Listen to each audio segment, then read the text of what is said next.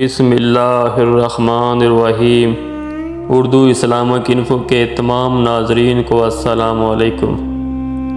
حضرت آدم علیہ السلام اور حضرت حوا سلام اللہ علیہا کو اللہ تعالیٰ نے اپنی قدرت سے پیدا فرمایا، پھر ان دونوں کے ملاپ سے نسل انسانی کی ابتدا فرمائی، جیسا کہ سورۃ النساء میں ارشاد باری تعالیٰ ہے کہ اے لوگو اپنے رب سے ڈرو جس نے تمہاری پیدائش کی ابتدا ایک جان سے کی، پھر اسی سے اس کا جوڑ پیدا فرمایا، پھر ان دونوں میں سے بکثرت مردوں اور عورتوں کی تخلیق کو پھیلا دیا، اور ڈرو اس اللہ سے جس کے واسطے سے تم ایک دوسرے سے سوال کرتے ہو، اور قرابتوں میں بھی تقوی اختیار کرو، بے شک اللہ تم پر نگہبان ہے۔ روایات میں ہے کہ سیدہ حوا سلام اللہ علیہا 20 یا 40 مرتبہ حضرت آدم علیہ السلام سے حاملہ ہوئیں۔ ہر حمل میں 2 بچے پیدا ہوئے، ایک لڑکا اور ایک لڑکی۔ جب یہ بچے جوان ہو جاتے تو حضرت آدم علیہ السلام ایک حمل کے لڑکے کا دوسرے حمل کی لڑکی سے نکاح فرما دیا کرتے۔ ایک تو یہ اللہ تعالیٰ کی طرف سے حکم تھا، اور دوسرا یہ تھا کہ انسان صرف حضرت آدم علیہ السلام کی اولاد میں سے ہی ہونے تھے، کسی اور جنس سے نہیں، تو ایک دوسرے کے ساتھ نکاح کرنے کے علاوہ اور کوئی صورت ہی نہ تھی۔ ان ہی اولاد میں قابیل اور حابیل 2 لڑکے تھے، جن کے ساتھ ایک لڑکی بھی پیدا ہوئی۔ اس واقعے کی مزید تفصیل میں بڑھنے سے پہلے آپ تمام دوستوں سے ایک اپیل کہ پلیز میرے چینل کو سبسکرائب لازمی کریں اور کمنٹ کریں تاکہ میں اپنی ویڈیو کی مزید اصلاح کر سکوں۔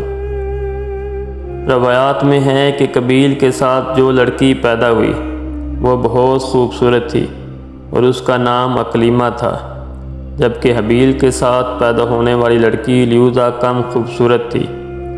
جب حضرت آدم علیہ السلام نے شرعی دستور کے مطابق قابیل کا نکاح لیوزا سے اور حابیل کا اکلیمہ سے کرنا چاہا تو قابیل اس پر راضی نہ ہوا اور مطالبہ کیا کہ میرا نکاح اکلیمہ کے ساتھ ہی کیا جائے۔ حضرت آدم علیہ السلام نے اس سے فرمایا، اکلیمہ تیرے ساتھ پیدا ہوئی ہے، لہٰذا وہ تیری بہن ہے، اس کے ساتھ تیرا نکاح حلال نہیں۔ قابیل کہنے لگا، یہ تو آپ کی رائے ہے، اللہ تعالیٰ نے یہ حکم نہیں دیا۔ اس پر حضرت آدم علیہ السلام نے فرمایا کہ اگر تم یہ سمجھتے ہو تو تم دونوں اپنی قربانی پیش کرو، جس کی قربانی ہو گئی وہی اکلیمہ کا حقدار ہوگا۔ اس زمانے میں قربانی قبول ہونے کی علامت یہ ہوتی کہ آسمان سے ایک آگ اتر کر اسے کھا جاتی۔ قابیل کھیتی باڑی کا کام کرتا تھا اور حابیل بکریاں چراتے تھے۔ قابیل ہلکی قسم کی گندم کا ایک ڈھیر قربانی کے طور پر لایا، جبکہ حابیل نے رضائے الہی کے لیے ایک عمدہ قسم کی بکری قربانی کے لیے پیش کی۔ پھر گندم اور بکری کو پہاڑ پر رکھ دیا گیا۔ اس کے بعد حضرت آدم علیہ السلام نے دعا فرمائی تو آسمان سے آگ نازل ہوئی اور اس نے حابیل کی قربانی کو لے لیا اور قابیل کی گندم کو چھوڑ دیا۔ یوں حابیل کی قربانی قبول ہو گئی اور یہی اکلیمہ کے حقدار قرار پائے۔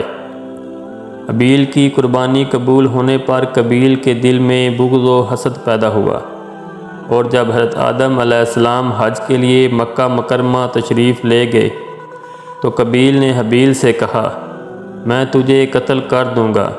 حابیل نے کہا، کیوں؟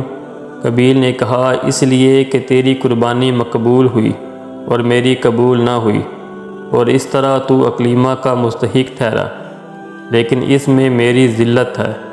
حابیل نے جواب دیا کہ اللہ تعالیٰ صرف ڈرنے والوں کی قربانی قبول فرماتا ہے۔ حابیل کے اس قول کا مطلب تھا کہ قربانی قبول کرنا اللہ تعالیٰ کا کام ہے، وہ متقی لوگوں کی قربانی قبول فرماتا ہے۔ تو متقی ہوتا تو تیری قربانی قبول ہوتی۔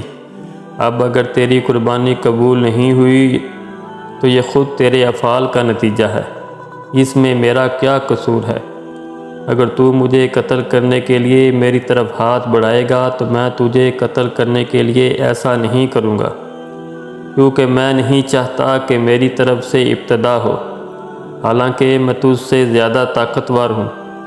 یہ صرف اس لیے کہ میں اللہ تعالیٰ سے ڈرتا ہوں اور یہ چاہتا ہوں کہ میں گنہگار نہ بنوں، بلکہ میرے قتل کرنے کا گناہ اور تیرا سابقہ گناہ یعنی والد محترم کی نافرمانی، حسد اور خدائی فیصلے کو نہ ماننے کا سارا گناہ تیرے اوپر ہی پڑے۔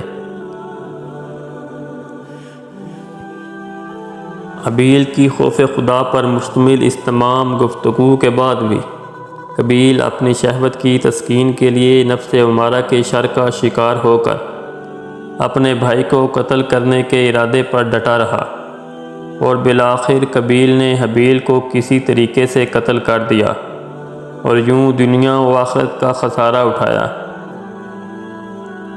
حابیل کو قتل کرنے کے بعد قابیل حیران و پریشان ہوا کہ اب اس لاش کو کیا کرے، کیونکہ اس وقت تک کوئی انسان مرا ہی نہ تھا۔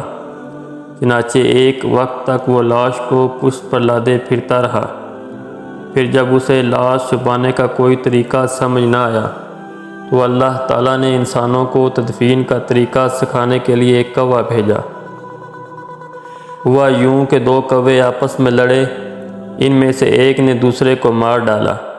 پھر زندہ کوے نے اپنی چونچ اور پنجوں سے زمین کریت کر گڑھا کھودا، اس میں مرے ہوئے کوے کو ڈال کر مٹی سے دبا دیا۔ کوے کا واقعہ دیکھ کر قابیل کو شرم آئی کہ مجھے اس کوے جتنی بھی سمجھ نہ آئی کہ اپنے بھائی کی لاش چھپا لیتا۔ پھر قابیل نے بھی زمین کھود کر حابیل کی لاش کو دفن کر دیا۔ حابیل کو قتل کرنے کے بعد قابیل کا بہت برا حال ہوا۔ امام مجاہد رحمۃ اللہ علیہ سے مروی ہے کہ جب قابیل نے اپنے بھائی کو قتل کر دیا تو اسی دن سے اللہ تعالیٰ نے اس کا ایک پاؤں پنڈلی سمیت اس کی ران کے ساتھ ملا دیا، اور یہ قیامت تک یوں ہی ملا رہے گا۔ اس کا چہرہ سورج کی طرف کر دیا کہ جس طرف سورج گھومتا اسی طرف اس کا چہرہ گھوم جاتا۔ حضرت عبد الرحمن بن فضالہ رحمۃ اللہ علیہ سے مروی ہے کہ جب قابیل نے حابیل کو قتل کر دیا تو اللہ تعالیٰ نے اس کی عقل ذیل اور دل میں سمجھنے کی صلاحیت ختم کر دی، یہاں تک کہ وہ مر گیا۔ دوستو، یہ تھی آج کی ویڈیو، امید ہے کہ آپ کو پسند آئے گی۔ میرے چینل کو سبسکرائب کرنا مت بھولیں اور کمنٹ لازمی کریں تاکہ میں اپنی اصلاح کر سکوں۔